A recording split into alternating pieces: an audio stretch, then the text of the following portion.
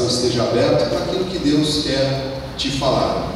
E nós entramos numa nova série de mensagens, onde nós estamos tratando sobre a graça de Deus. Você sabe que este assunto, ele é uma revelação da parte de Deus para o nosso ministério.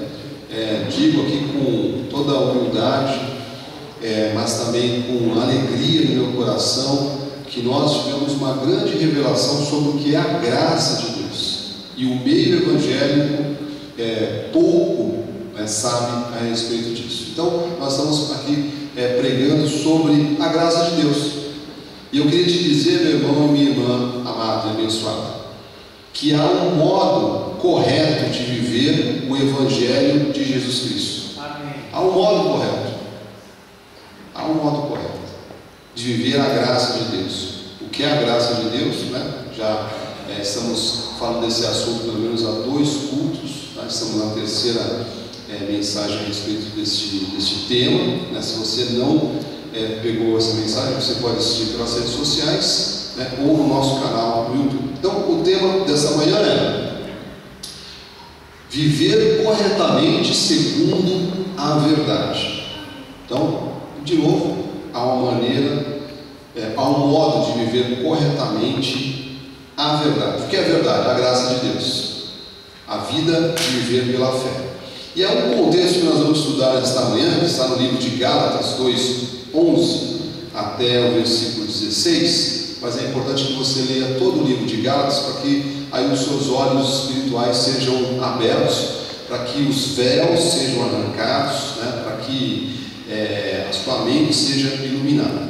Há um contexto aqui de um embate entre o apóstolo Paulo, o único apóstolo, dentre todos os apóstolos que estão na Bíblia Sagrada, o único apóstolo que foi levantado para falar uma palavra específica a mim e a você que não temos sangue judeu, Pelo menos eu tenho certeza disso.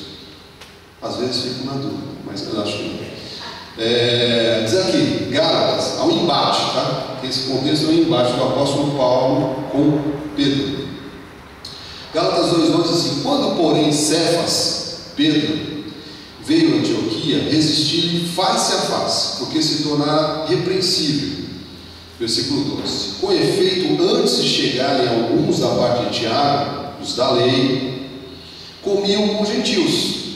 Então eles estavam lá, com gentios, Quando, porém, chegaram, afastou-se e por fim veio apartar-se, temendo os da circuncisão, os legalistas. Versículo 13: e também os demais judeus dissimularam com ele, a ponto de o próprio Barnabé, que era o braço direito do apóstolo Paulo, ter se deixado levar pela dissimulação deles. Versículo 14, olha, que é o cerne que nós vamos estudar nesta manhã. Quando, porém, vi que não procediam corretamente segundo a verdade do Evangelho, disse a Cefas, disse a Pedro, na presença de todos: se sendo tu judeu, vives como gentio e não como judeu, por que obrigas os gentios a viverem como judeus? No mínimo intrigante isso, Isso, olha, se você vive como gentio, e não como judeu, por que você obriga os gentios a viverem como judeus? E é o que nós vemos hoje, Uma igreja evangélica, cristã, que deveria estar vivendo a graça de Deus, vivendo como judeu. Quem aqui não assistiu nenhum culto, um pastor com um quipazinho na cabeça? Aquilo ali não pertence à graça de Deus. Aquilo é algo judaico, uma estola. Quem já não viu? Então, o apóstolo Paulo repreendeu Pedro, porque ele disse: olha, está errado. Versículo 15: nós, judeus, por natureza e não pecadores entre os gentios, sabendo contudo que o homem não é justificado por obras da lei. Não há justificação por obras da lei, por sacrifícios, por ordenanças. E o que se vê hoje no meio evangélico? Sacrifício e ordenança. É jejum, é subir no monte, é fogueira santa, é óleo, é sal. Incrível. E se mediante o que, igreja? A fé em Cristo Jesus. Também temos crido em Cristo Jesus, para que fôssemos justificados pela fé em Cristo, e não por obras da lei. Isso está aí na sua Bíblia? Na minha Bíblia está na Bíblia. Não, Bispo Marcos, o senhor subiu ao altar com um livro preto. Não, é da Associação Bíblica do Brasil. Depois você pode pegar aqui, ó, da Associação Bíblica Brasileira. Para que fossem justificados pela fé em Cristo, não por obras da lei, pois por obras da lei ninguém será justificado. Amém? Então, vamos aqui mergulhar em águas profundas. Vamos mais uma vez refletir sobre o que diz a palavra, sobre o que é viver de forma correta, segundo a verdade, o que é viver a graça de Deus. Que esta palavra abençoe os corações, no nome de Jesus. Abre os seus lábios, vamos falar com Deus. Senhor Jesus, Senhor Jesus Cristo, nosso único e suficiente Salvador, nosso único Deus, o Senhor é Deus. O Senhor é o Espírito Santo, o Espírito Santo é Deus, Deus é Jesus Cristo. Obrigado, Senhor, por essa revelação, por esse entendimento, Senhor. E obrigado, Senhor, por compreendermos também, Senhor, que nós fomos chamados para viver a graça de Deus, não a lei, não os sacrifícios, não as ordenanças, não Moisés. Nós fomos chamados para viver uma nova aliança. Uma aliança que diz a palavra que é de melhores e superiores promessas. Fala, Senhor, mais uma vez ao coração do teu povo. Ó Senhor Jesus, ilumina, Senhor, aqui os olhos espirituais, a mente de Cristo, para que todos possam compreender com profundidade, Senhor, com largura, Senhor Jesus, ó Pai, este assunto tão interessante, Senhor, tão maravilhoso, do que é a graça de Deus e do que é viver corretamente segundo a graça de Deus. Usa, Senhor, a minha vida. Eu quero ser mais uma vez um instrumento, Senhor, neste altar. Usa, Senhor, a minha voz, a minha mente, o meu coração, Senhor Jesus. Que seja o Espírito Santo de Deus a nos revelar, Senhor, a sua boa, agradável e perfeita vontade. Obrigado, Senhor, pelas vidas que aqui estão. Obrigado, Senhor, pelas vidas que estão ouvindo esta palavra pela internet, que estão conectadas conosco agora, Senhor. Obrigado pelas vidas que têm adentrado por essas portas, Senhor. Que seja o Espírito Santo de Deus a falar a cada no nome de Jesus. E a igreja bendita, a igreja da graça de Deus, diga amém. Diga glória a Deus. Vamos louvar ao Senhor. Amém. Diga glórias a Deus. Glórias a Deus. Deus seja louvado. Obrigado, Bispo Alessandra, minha esposa querida e abençoada. Então, meus irmãos amados, família bendita, santos, bem-aventurados. Amém.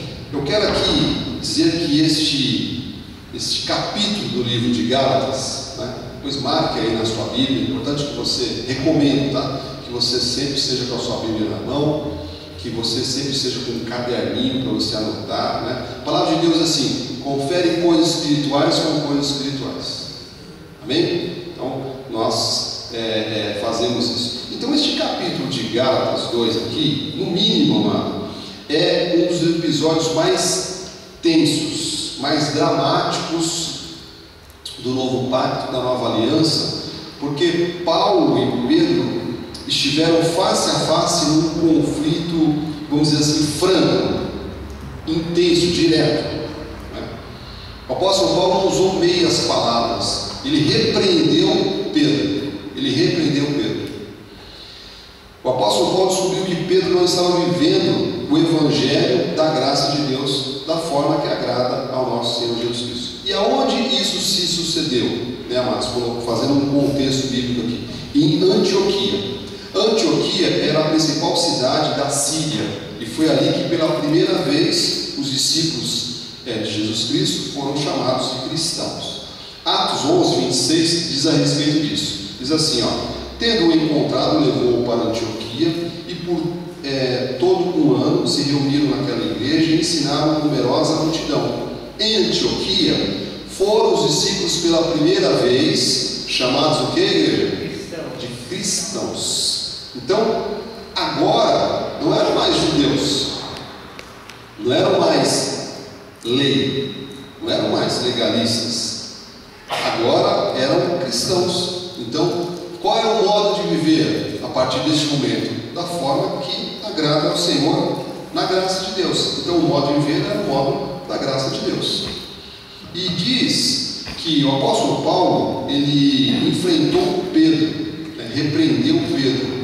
Por quê? Porque Pedro estava ofendendo o evangelho da graça de Deus por causa da sua conduta. Veja de novo ali, versículo 11, diz assim: quando, porém, Cefas, que é Pedro, veio a Antioquia, resistir face a face, porque se tornara repreensível. Então, eu fico me pego a pensar, amados.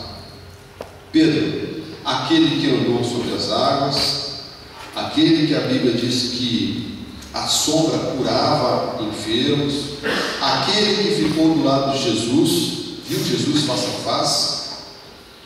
Diz que quando o apóstolo Paulo olhou para ele e viu a conduta dele, viu o procedimento dele, diz que ele havia se tornado repreensível. Então, qual é a reflexão de hoje, amado? É que nós temos um modo de viver corretamente o evangelho da graça de Deus. Há um modo de viver corretamente. Então, o apóstolo Pedro estava vivendo uma vida contrária à verdade, contrária à graça de Deus. Ele estava distorcendo a verdade da graça de Deus. Ele estava pregando um outro evangelho, o evangelho legalista. E o que nós entendemos no nosso ministério? Temos essa revelação, que a graça não se mistura com a lei. A lei é Moisés, a lei são as ordenanças, a lei são os ritos judaizantes, a lei são as tradições judaicas, e nós, em graça, uma vez que Jesus Cristo veio, esteve entre nós, morreu, pagou um preço numa cruz do Calvário, morreu, ressuscitou, subiu aos céus glorificado. A Bíblia diz que Ele deixou o Consolador em nós, que é o Espírito Santo de Deus. A partir desse momento, amado, qual é o nosso chamado? Viver de um modo que agrada ao Senhor, viver em graça. Não podemos viver em lei, podemos viver com rituais judaicos. Nós nem somos judeus, amado. Então, o que é aquilo que tem relevância, né? Talvez você possa estar pensando aí. O que tem relevância, amado, para nós é a Bíblia toda. Obviamente, nós não excetuamos nada da Bíblia Sagrada. Tudo que está na Bíblia Sagrada, no Velho Testamento, era a sombra dos bem-vindouros, não é isso? Era a sombra dos bem-vindouros, diz a Bíblia Sagrada. Mas o que está revelado ali, né, para nós, é aquilo que está escrito nas 14 epístolas escritas pelo apóstolo Paulo, que começam ali em Romanos, né? E ali segue-se em 14 epístolas. Toda esta palavra é o filtro, a essência do que nós entendemos de graça de Deus, tá? Então, nós temos que viver o que orienta a graça de Deus. Então, pensar sobre isso, amado, nos faz entender muitas coisas. Eu espero em nome de Jesus aqui que você saia aí com os seus olhos iluminados, a sua mente, que é a mente de Cristo ativada, para você entender até a importância do nosso ministério, amado. Porque há uma confusão que foi colocada ao longo dos séculos, ensinando as pessoas a misturarem lei com graça. Eu costumo dizer aqui, em toda a data vênia, né, que se você mistura lei com graça, vira uma desgraça. Vira uma desgraça. Porque as pessoas começam a ser levadas por todo o vento de doutrina. Né? O que está dentro desse contexto de lei que nós chamamos? Primeiro, é um ministério que passou. Jesus Cristo nos colocou num novo patamar. Você vê na lei, né, ritos judaizantes, ordenanças, sacrifícios. E o que isso gera na igreja, amado? Que é importante você compreender isso. Por isso que nós não concordamos com essas tradições legalistas e nos apegamos à graça de Deus. Porque o que a lei gera? A lei gera insegurança.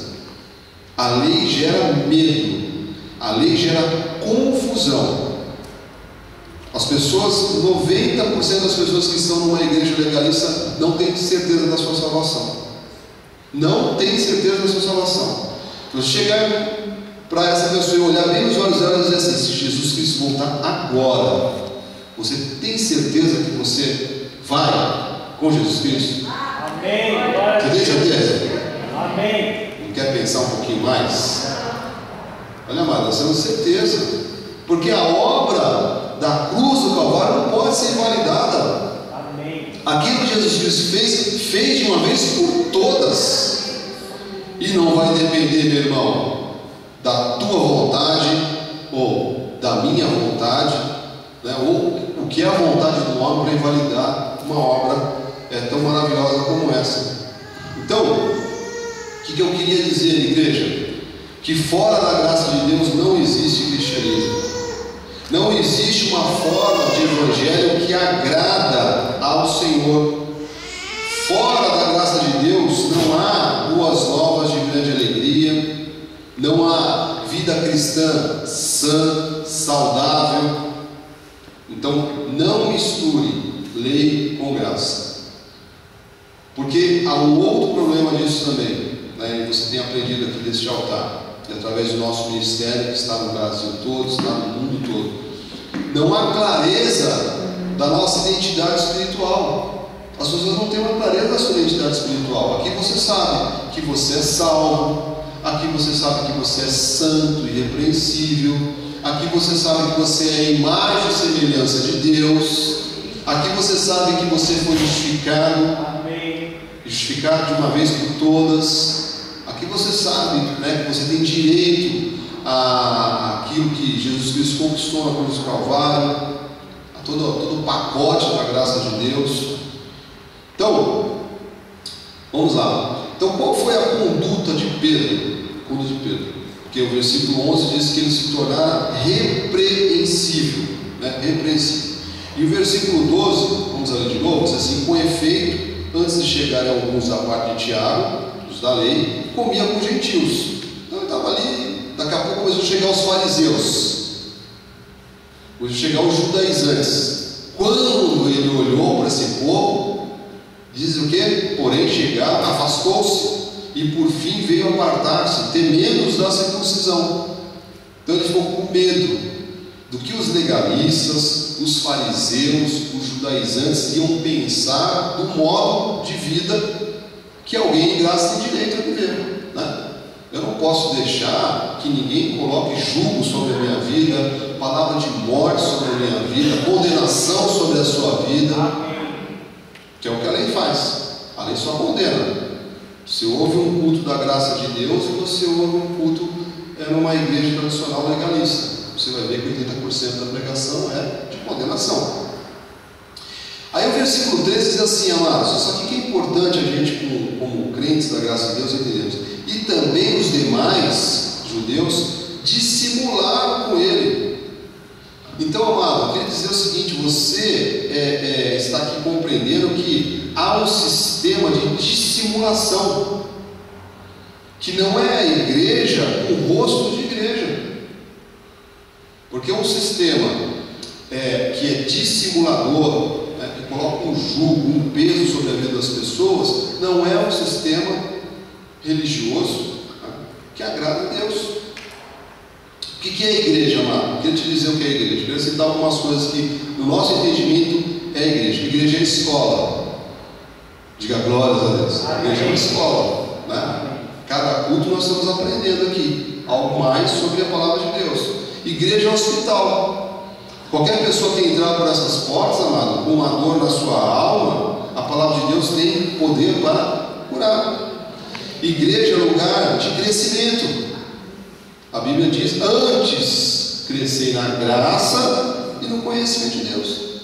Igreja, amado, é local de amadurecimento. Amém.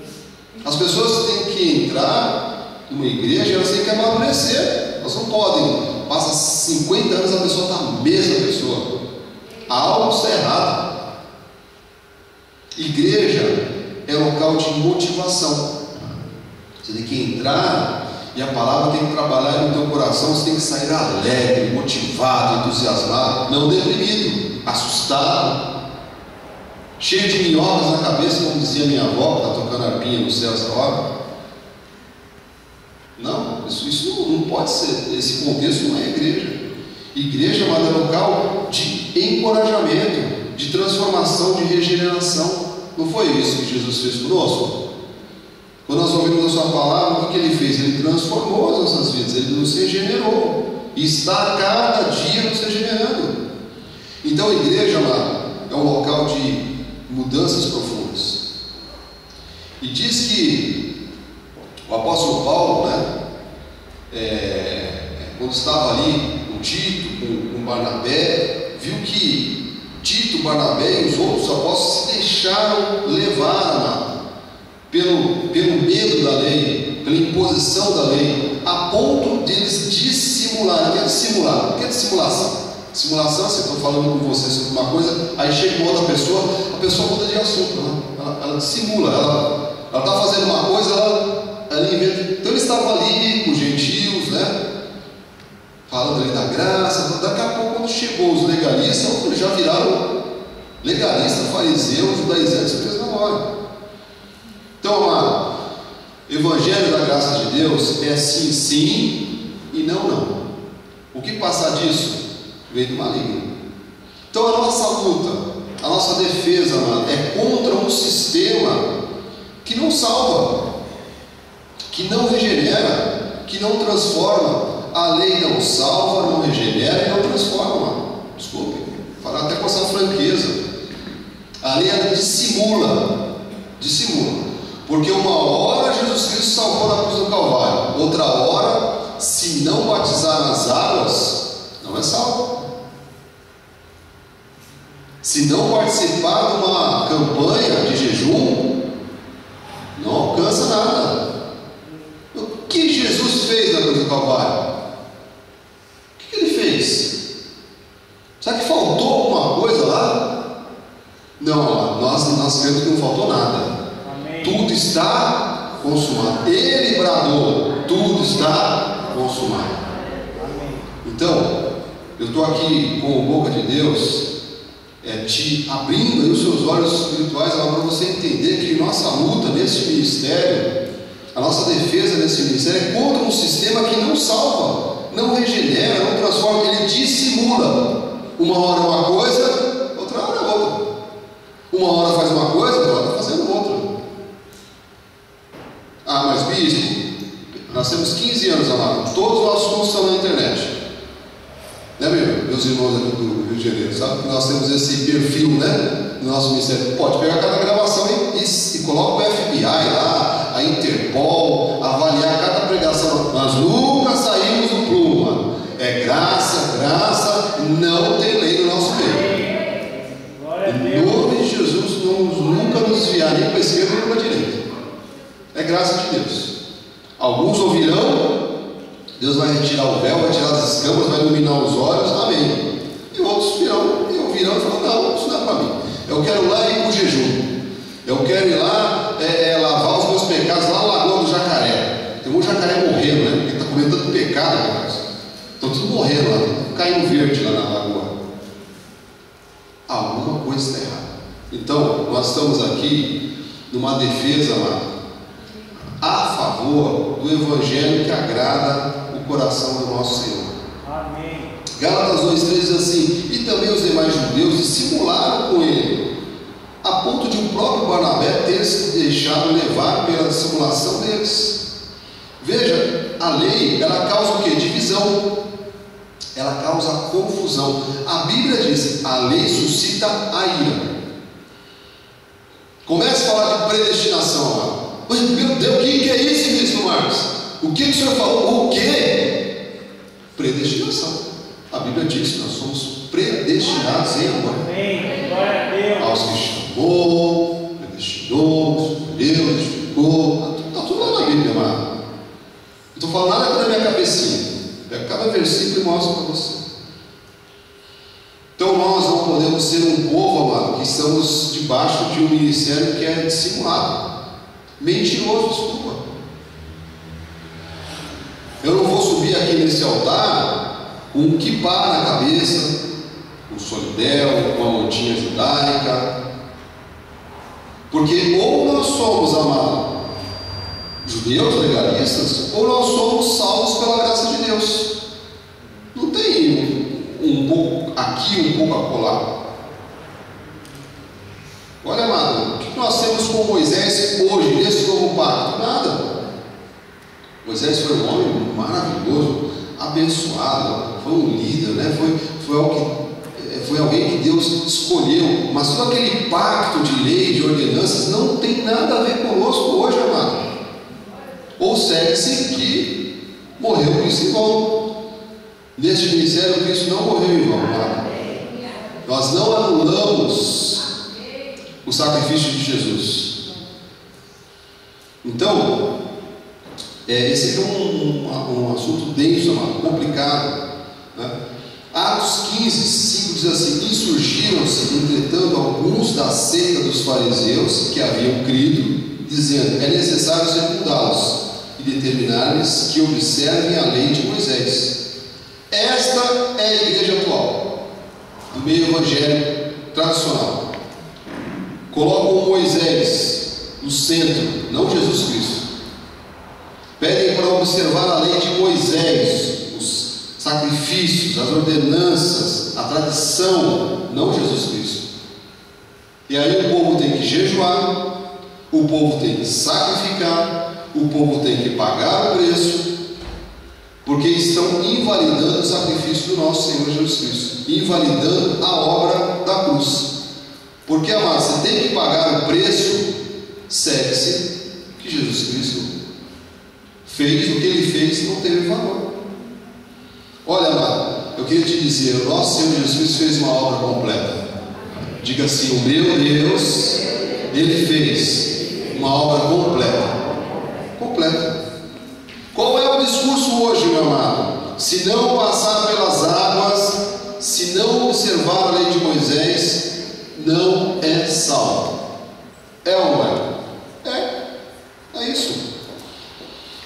Atos 15, 1, preste atenção no que está sendo dito nesse momento. Diga assim: alguns indivíduos que desceram da Judéia ensinavam aos irmãos: se não vos circuncidardes, se não cortar lá um pedacinho do prepúcio, vai ser um ritual judaico. Inclusive eles, na genética deles, eles têm esse detalhe também, né? Então, veja, imagina nós aqui, Felipe, o que você vai?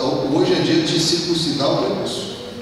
Não, mas eu não vou. Não, é lei, vamos lá. Imagina, olha, se não vos circuncidardes, segundo o costume de Moisés, não podeis ser salvos. Amado, colocam a salvação conquistada por Jesus Cristo na cruz em coisas humanas. Você está entendendo isso? Em coisas humanas, em coisas que o homem tem que fazer. E se o homem tem que fazer, amado, Jesus Cristo não fez nada. E eu creio que nosso Senhor Jesus Cristo fez uma grande obra. Uma grande obra. Não foi uma pequena obra, não foi uma obra qualquer, Ele fez uma grande obra. Então, se isso aqui, amado, que nós estamos lendo em Atos 15, 1 for verdade, Jesus Cristo é mentiroso. Ele não fez uma obra completa. O Calvário não foi suficiente.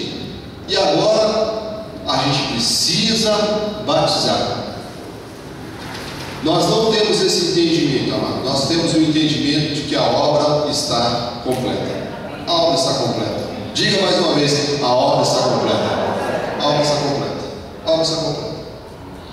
E essa discussão que está no livro de Gálatas, neste momento, nos sinaliza, amado, que Pedro, o apóstolo Pedro, criou uma brecha que foi desastrosa lá em Antioquia. E até hoje é uma complicação no meio evangélico, amado. As pessoas, elas se ofendem quando dizem o seguinte: não é necessário batizar nas águas.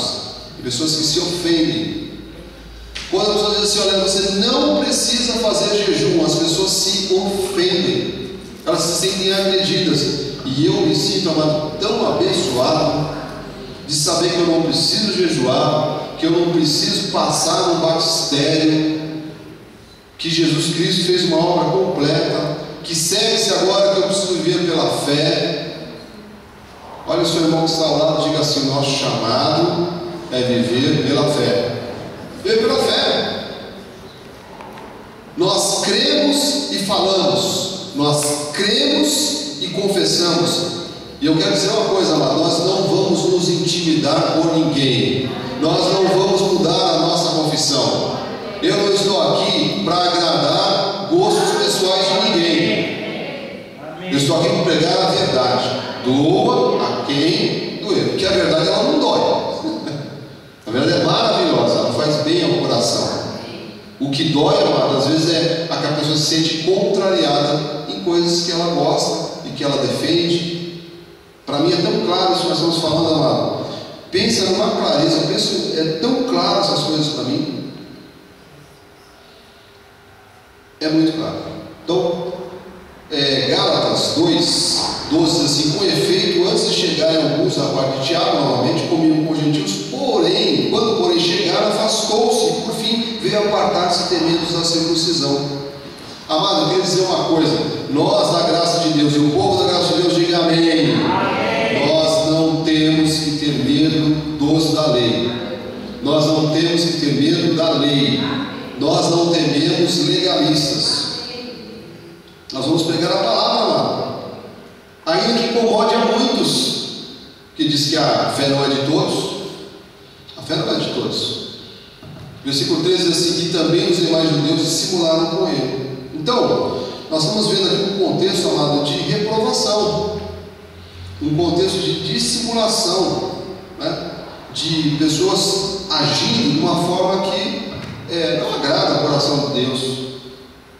Por exemplo, amado, religião que é imposta por força. As pessoas que ficam num lugar por medo. Você acha que isso é amor de Jesus? Se a irmã não fizer jejum, se a irmã não subir o monte, se não passar nas águas. É importante você entender isso, amado. Jesus Cristo fez uma obra completa. Ele quer o que? De mim e de você?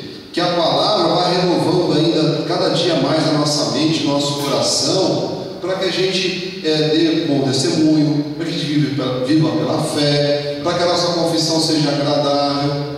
Para que nossas atitudes sejam agradáveis. Agora você imagina uma igreja com medo do seu pastor. Imagina uma igreja com medo da igreja. Imagina uma igreja com medo do céu, do inferno. Olha, amado, eu tenho certeza que todos que estão aqui, todos que firmam as suas raízes aqui, estão aqui por amor a Jesus Cristo. Amor a Deus. Sabe o que tocou o meu coração, amado? Não foi o medo, foi o amor. O que tocou o meu coração não foi a obra que eu pude fazer, o que eu faria, o que alguém fez por mim, mas aquilo que Jesus Cristo fez por mim. É isso que tocou o meu coração, amado. Em nome de Jesus, eu quero que esse amor de Jesus Cristo que está em nós aí, seja aí fervendo aí no teu coração, no teu peito. Porque tem uma coisa que toca muito a minha vida. Jesus disse, não está no telão, mas ele disse assim: vinde a mim todos vós que estáis cansados e sobrecarregados, porque o meu fardo é leve, o meu jugo é suave. Amado, então a igreja tem que ser algo leve, a igreja tem que ser algo suave. Se a igreja for peso, alguma coisa está errada. Se é pesado, amado, vou dizer, não é cristianismo. Se é pesado, é imposição de homens. Se é pesado, é medo que homens têm colocado nos filhos de Deus. Não é graça de Deus. E a lei, amado, ela é confusão. A lei, ela chega a ser loucura. Porque tem coisas que a gente olha, né? Se você buscar no YouTube, você vai se aterrorizar. É por isso que muitos crentes às vezes, né, algumas coisas, quando se fala de crente, é motivo às vezes até de chacota. E estava um irmão que pegou a vassoura que tira os pecados. Estava lá, o pastor da campanha da vassoura que tira os pecados. E que você que não leva a vassoura da sua casa para você, né? Essas coisas, desculpa, mano, bizarras, que não podem, nem poderiam nunca ter estado no meio evangélico. São fábulas de velhas cabeças. Aí é o testemunho, né? Vai ajustando um pouquinho minha voz aí, é o testemunho. A pessoa que chega e diz o seguinte: que eu vi o diabo. Nunca ninguém viu o diabo, amado. E nunca ninguém vai ter a capacidade de ver o diabo. Nunca. O diabo está na mente perturbada das pessoas que não conhecem a Cristo. Porque eu tive uma visão. Eu estava lá no inferno. O quê? O Filho de Deus lá no inferno? Essa história não fecha na minha cabeça, não. Eu tenho dificuldade de, desculpa, até peço perdão aí, aqueles que podem até me criticar, não fecha na minha cabeça. Eis que eu tive uma visão, eu estava lá no inferno. Irmão, eu não estava com você não, tenho certeza disso. E vi lá no inferno um monte de crente gritando, gemendo. Desculpa, irmã Janete, isso só pode ser loucura. Porque um filho de Deus, amado, ele está aqui nessa terra desenvolvendo a sua salvação, e daqui ele vai para a glória, vai para a salvação para sempre. Glória a Deus. Você vê isso, amado? Você vê isso? Então não vem com essa história, não, desculpe. Porque você não viu o diabo nenhum, amado. Nunca ninguém viu o diabo, nunca ninguém vai ver o diabo. Ele está nas brechas. Uma vez em Cristo para sempre, amado. Uma vez em Cristo, o inimigo não pode nos tocar, o diabo não pode nos tocar. Aí quando eu ouço esses testemunhos, porque a história, assim que você pegar um filme, é meio intrigante, né? Eu já vi algumas histórias, porque o pastor ele foi dar um testemunho lá, que ele foi, olha, aquele jovem estava indo para o inferno, estava até com capuz preto, mas foi lá o pastor, puxou ele, rapaz. Eu tenho dificuldade eu sou um homem de fé, eu tenho dificuldade de conceber essas histórias na minha cabeça. Então a lei, é confusão, com toda a data velha, loucura, é fábula de velhas cabeças. Só a graça de Deus ensina a verdade. Então nós, o povo da graça de Deus, diga amém. Nós não podemos misturar lei com graça. Não podemos misturar graça com lei. Por quê? É uma coisa importante. Se Paulo não tivesse se colocado contra Pedro, o cristianismo verdadeiro, a graça de Deus, nunca se separaria da lei de Moisés. Então, qual foi a atitude de Paulo? É preservar a verdade. Lutar para que a verdade, a graça de Deus fosse perpetuada, para que o evangelho da graça de Deus fosse pregado de acordo com a verdade da graça de Deus. Gálatas 1:11 diz assim: faço-vos, porém, saber, irmãos, que o evangelho por mim anunciado não é segundo o homem, porque eu não o recebi nem o aprendi de homem algum, mas mediante a revelação de Jesus Cristo. Então, o que é que você entendeu, que eu entendi, que nós entendemos, é o que, amado? Revelação do nosso Senhor Jesus Cristo, dada diretamente ao apóstolo Paulo, 40 anos depois, porque ele não conheceu, o apóstolo Paulo não conheceu Jesus Cristo face a face. A Bíblia diz que ele foi levado ao terceiro céu em espírito, né? E lá foi revelado a ele as verdades da graça de Deus. Esse modo que agrada a Deus, esse modo de viver que agrada a Deus. Vá um pouquinho mais à frente, Gálatas 2:9. Gálatas 2:9 diz assim: e quando conheceram a graça que me foi dada, Tiago, Cefas e João, que eram reputadas colunas, me estenderam, presta atenção nisso, amado, me estenderam a mim e a Barnabé a destra da comunhão, a fim de que nós fôssemos para os gentios e eles para a circuncisão. Então o que nós vemos aqui de forma bastante clara? Chamados diferentes. Os demais apóstolos tiveram um chamado: pregar para os judeus. O apóstolo Paulo teve um chamado: pregar para os gentios. O que são gentios? Sempre quando você vê na Bíblia Sagrada a palavra gentil, quer dizer o quê? Aqueles que não nasceram de sangue israelita, que não são judeus.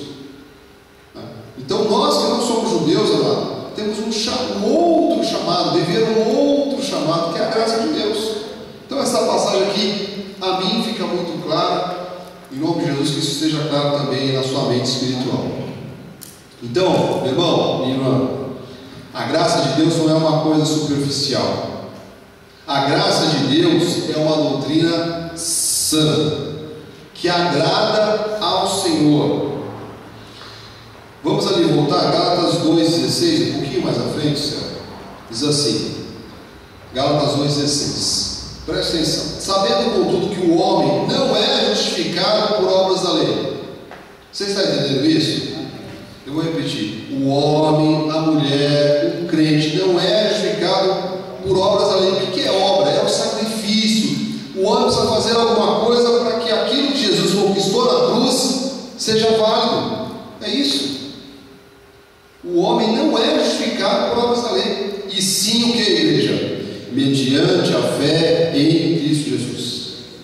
Também temos crido em Cristo Jesus para que fôssemos justificados pela fé em Cristo e não por obras da lei. Aí fecha de uma forma assim que, meu Deus, para mim é muito claro. Pois por obras da lei ninguém será justificado. Ninguém. O batismo nas águas não salvará ninguém. O jejum não salvará ninguém. Participar de fogueira santa não salvará ninguém. Subir ao monte não salvará ninguém. Amarrar fitinha, pedra, sal, arruda, sei lá o que, não salvará ninguém. Para que fôssemos justificados pela fé em Cristo, amado, e não por obras da lei, pois por obras da lei ninguém será justificado.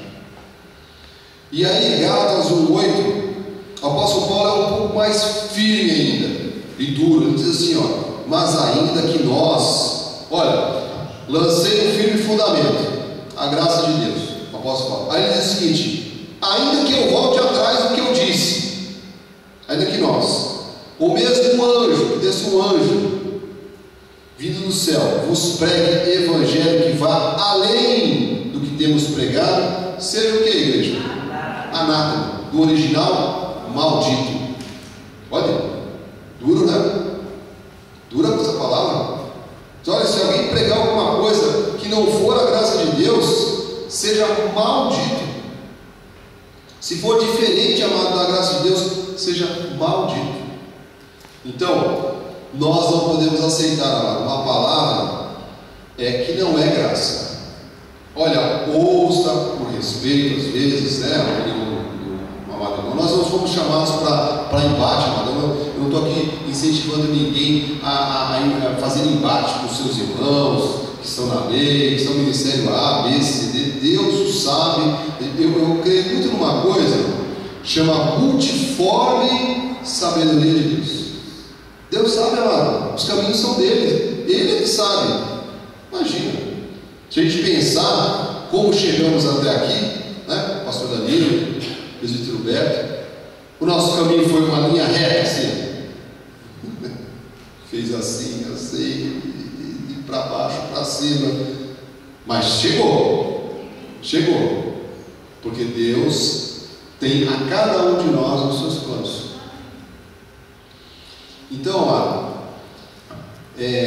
compreender que há um chamado para mim e para você que é diferente do chamado de pessoas que foram chamadas para viver debaixo da lei. Tem gente que foram chamadas para viver debaixo da lei. A Bíblia chega a dizer que serão salvos como que pelo fogo. Entender, amado, que nós temos um chamado e nós não vamos abrir a mão desse chamado. Eu não vou abrir mão do chamado. Eu não vou abrir mão do chamado. Não abra mão do chamado. Nós temos que lutar pela defesa da verdade, de viver a verdade evangélica, de dizer que o homem é salvo e justificado por Jesus Cristo e não por obras da lei dele. Nós fomos chamados para dizer que Deus aceita, Deus recebe, Deus chama o pecador e muda a vida do pecador através da fé e não por causa de obras. João 19:30, ao trecho que nós nos apegamos muito. João 19:30 diz assim: quando, pois, Jesus tomou o vinagre, estava lá na cruz, tinha pagado todo o preço nos minutos finais do cumprimento da lei, né? Ali do sacrifício na sua carne, ele disse o que, igreja? Está, mas falta o batismo nas águas. Não é isso que é a nossa Bíblia? Ah, tá, na minha Bíblia também não está isso. Está consumado. Está consumado, amado. Então não há circuncisão, não há para nós sacrifícios, não há para nós abluções, batismo nas águas. Outra palavra também que eu tenho na minha mente: há um só Senhor, uma só palavra e um só batismo. Há um só Senhor, uma só palavra e um só batismo. Tome a decisão, amado. Aos apegados, graças a Deus aqui temos apegados ao batismo do Espírito Santo de Deus. Porque se há um só Senhor, uma só palavra, um só batismo, há um só Senhor, Jesus Cristo. Só Ele é Deus, só Ele é Salvador. Há uma só palavra, a graça de Deus. Há um só batismo, o batismo do Espírito Santo de Deus, um fogo do Espírito Santo de Deus. Eu me apego a essa palavra, eu me apego à verdade. Então, não há mais abluções, batismos, jejuns, vigílias, preços a pagar. Tudo está, igreja, consumado. Diga assim: tudo está consumado. Tudo está consumado. Então, qual é o grande desafio desse século, amados e amadas do Senhor? É ensinar as pessoas a viver do modo que agrada a Deus. É ensinar as pessoas a viver do modo agradável do Evangelho de Cristo. E muitas coisas que nós vemos, ouvimos, presenciamos no meio evangélico não agrada ao Senhor. Hoje o que se vê nas igrejas, amado, jejum de Daniel. E há de você que não participar dessa corrente, quando tem, porque toda hora é imparável, é insano, é um negócio assim doentio. Toda hora tem uma semana do jejum de Daniel. E tá lá o irmão, né? Porque você sabe, isso aí cadê a nossa doutora Carol? Isso é a biologia humana. Deixa uma pessoa sem comer, deixa uma pessoa sem dormir. A pessoa entra num estado, amado, de irritação. Já viu o jejum? Eu já vi. Rapaz, a pessoa vira num demônio. Que coisa? Você está fazendo, irmão? Está jejum? Mostra você. Amado, dá até medo. Mas claro, porque aquilo irrita a carne da pessoa, a biologia da pessoa sendo afetada. Não, porque o irmão está destruído, né, meu irmão? Eu estou participando da 7ª noite da vigília dos Filhos das Coisas. O irmão está batendo 10 dias sem comer. O irmão chega e está assim, está com o olho assim. Isso faz mal, mano. Faz mal. Isso não faz bem. Isso trabalha muito a nossa carne. Deus não quer nada com a nossa carne. Parceiro, Deus não quer nada com a tua carne, nem com a minha. Amém. Nossa carne, olha, pastora Karina, passamos a bispa, com todo respeito, todo perfuminho, né? Mas a nossa carne, para nada, aproveita. A minha carne, tomei um banhinho hoje, ó, passei um gel, mas a minha carne, para nada, aproveita. A minha carne, para nada, O que tem valia? É o Espírito Santo de Deus que está em mim. O meu Espírito se fez um com Deus. Isso que importa. amado, o que a gente vê hoje nas igrejas de hoje é o jejum de Daniel, é a corrente lá do Gideão. Quem já viu?